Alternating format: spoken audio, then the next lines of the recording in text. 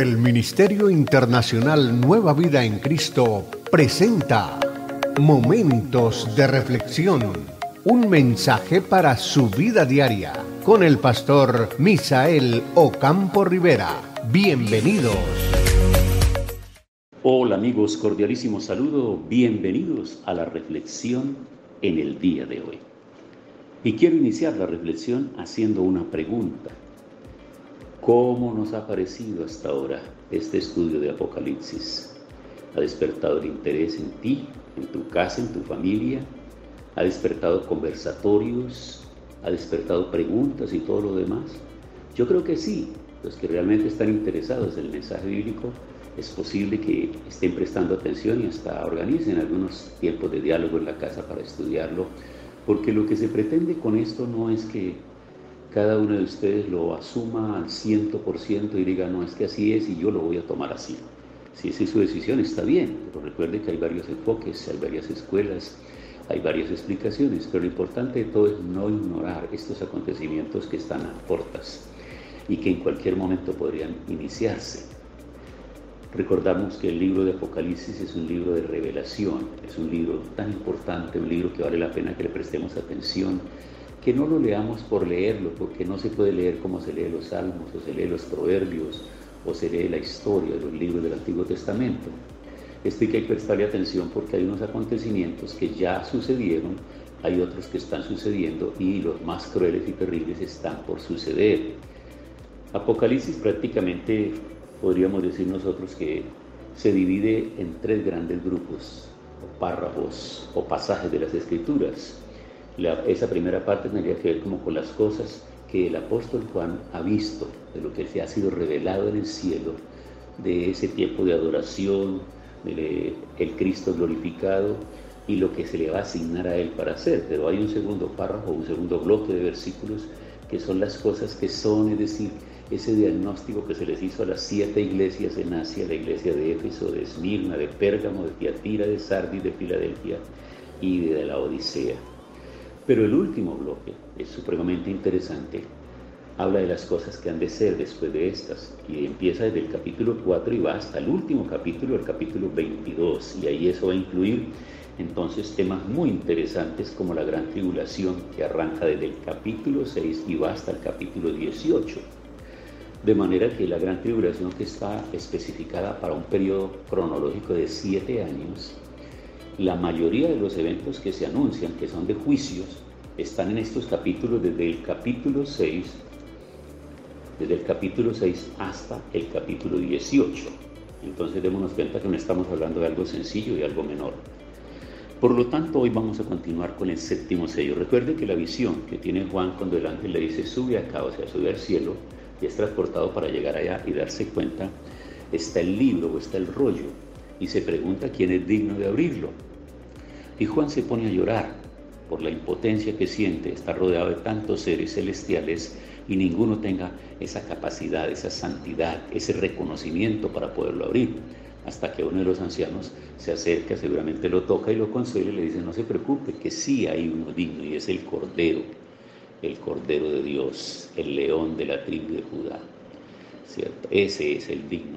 Y entonces él empieza a abrir estos sellos uno a uno. ¿Y qué es lo que encontramos? Bueno, ya en las reflexiones anteriores fuimos revisando sello por sello. Hoy vamos a concluir el tema de los sellos porque vamos al capítulo 8 con el séptimo sello. Recuerde que estoy haciendo una recapitulación para que nos quede más claro, no hay afán de correr y dejar todo esto, porque esto no se trata de dejar unos vacíos ahí que no podamos entenderlo, sino que tengamos como claridad. Mientras tengamos vida tenemos tiempo para ir leyendo, ir analizando, ir entendiendo y pidiendo al Espíritu Santo del Señor que nos guíe. El séptimo sello, este sello no solo incluye un terremoto, sino los 7 juicios de trompetas. Entonces note que aquí en este sello, en el último de los 7 sellos, ya se va a hablar de otra serie de juicios, y son los juicios de las trompetas, que están desde el capítulo 8, el versículo 1, hasta el capítulo 9, el verso 21, y luego del verso 11 y 15 en adelante. Se está hablando de estos juicios, de los 7 juicios, y luego vienen los 7 juicios de las copas. y con cierta precipitación, porque los juicios de las copas siguen de inmediato tras la séptima trompeta, y suceden en rápida sucesión justo antes del regreso de Cristo.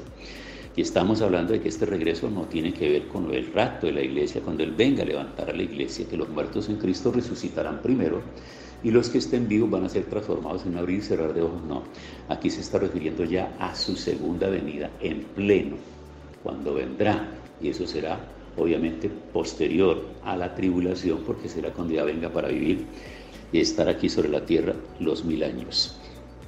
1000 años.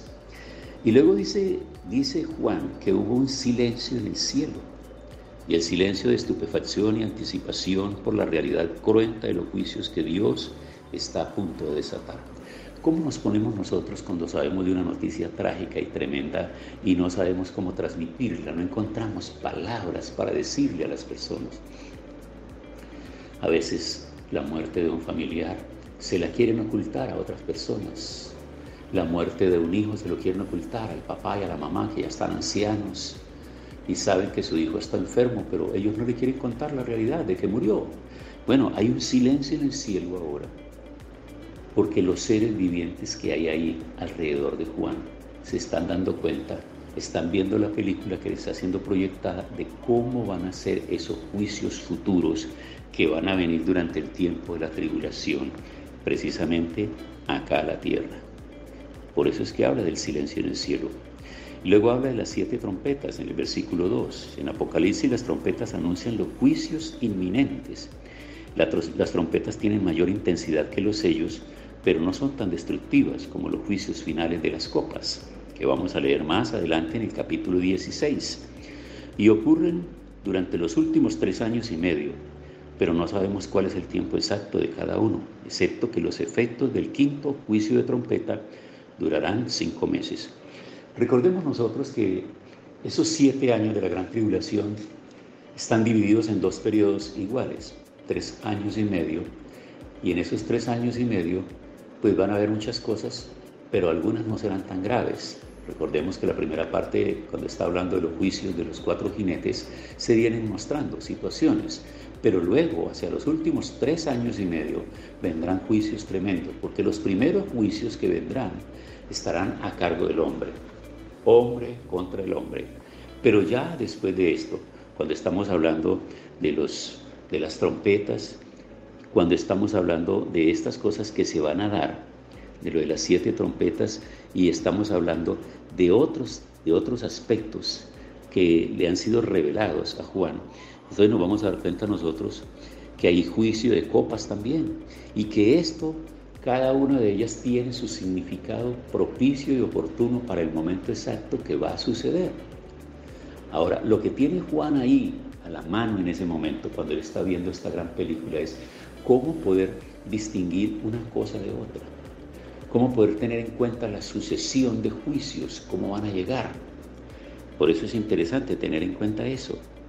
Las primeras 4 trompetas anuncian la destrucción divina de la ecología terrestre, mientras que las últimas 3 corresponden a la devastación demoníaca de los habitantes de la tierra.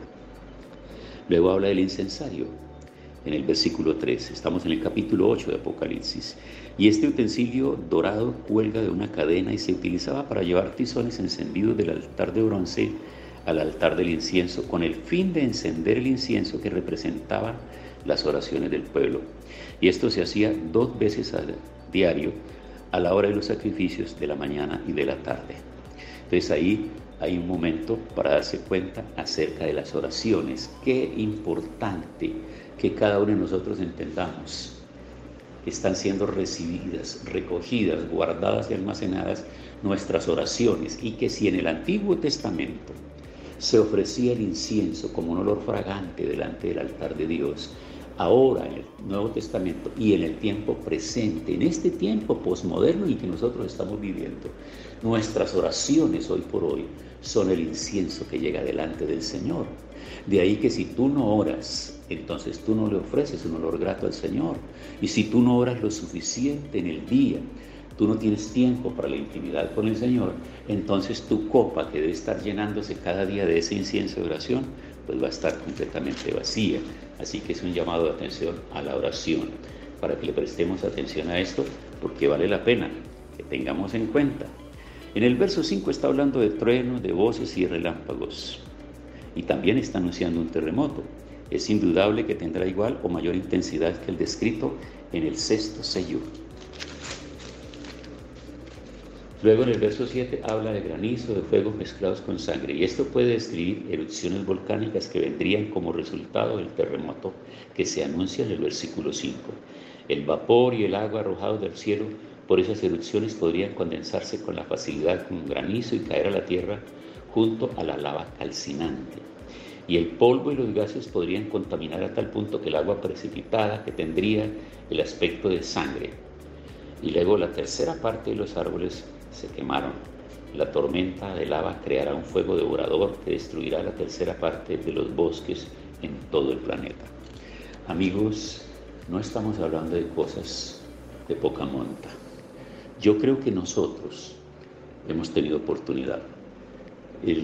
Quiero comentarles que cuando se presentó ese problema del volcán del Nevado del Ruiz, allá en Armero, en la ciudad blanca de Colombia, yo vivía cerca, a tal vez unos 100 kilómetros, posiblemente un poquito más. Pero esa lava llegó con tal intensidad y con tal fuerza que alcanzó a llegar hasta la ciudad donde yo vivía. Y después del tiempo pasamos por esos lugares y esa lava había quemado toda la vegetación, absolutamente todo. Entonces yo puedo entender la visión de Juan cuando está hablando de todas estas cosas, porque es que yo sé que los lugares donde han habido erupciones volcánicas, esos lugares quedan en una condición completamente devastada, dañada por completo. Entonces todos los árboles se dañan, toda la naturaleza se daña. ¿Qué le queda a los seres humanos que logran salvar la vida, como los que salvaron su vida en Armero, por ejemplo? Si ellos no son traspuestos y no son levantados de ese lugar y no son llevados a otros lugares, pues obviamente que no podrán sobrevivir. Bueno, amigos, entonces concluimos aquí ya el tema de los sellos y entraremos en la próxima reflexión para darnos cuenta acerca de las trompetas. Aprovechemos para orar. Señor, gracias por esta palabra, por esta enseñanza, y rogamos que nos dé sabiduría y entendimiento cada día para hacer que estas enseñanzas puedan irse consignando en nuestra mente y nuestro corazón y generando conciencia de un nuevo estilo de vida, preparándonos para estar listos para cuando tú quieras levantar tu pueblo. En el nombre de Jesús. Amén. Hemos disfrutado de un gran momento de reflexión con el pastor Misael Ocampo Rivera. Un mensaje lleno de amor, esperanza y felicidad para tu vida. Los invitamos a compartir este mensaje con sus amistades y en sus redes sociales. Búsquenos en YouTube y Facebook como Ministerio Internacional Nueva Vida en Cristo y en Instagram como @MinInternacional Nueva Vida. Momentos de reflexión.